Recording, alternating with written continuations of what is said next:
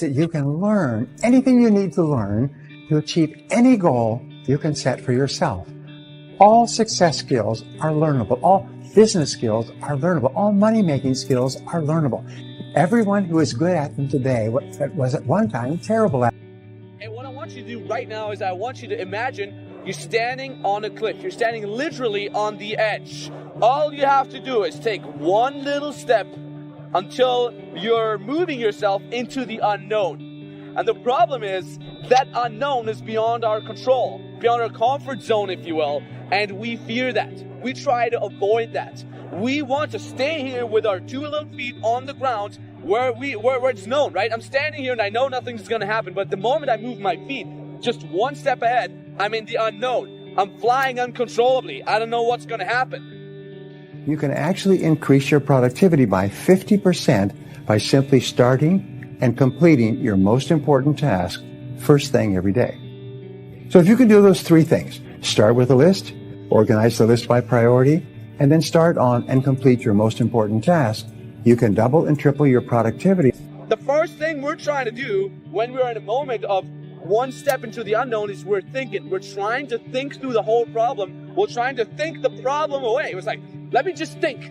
Let me just think. And even when you stand on a cliff, before you jump, you're like, let me just think this through. Let me just think this through. But there's one thing you got to be aware of. Thinking is not going to get you down. What is a king in my mind? And these are just expressions. A king is a man who just outclasses other guys. Most other guys are just kind of trying to get through the day. They're trying to just amuse themselves with little random diversions to get the day done. A guy who's a king is on his purpose. He knows what he wants out of life. He knows what vibe he wants around him. He has a good sense of personal boundaries. He knows what he's doing here. It's a cut above. You're somebody who likes what he does for a living, and if you don't, you're taking steps toward getting to a point where you do. You're fun, you're happy, you smile, you enjoy the little things. You can stop and smell the fucking roses.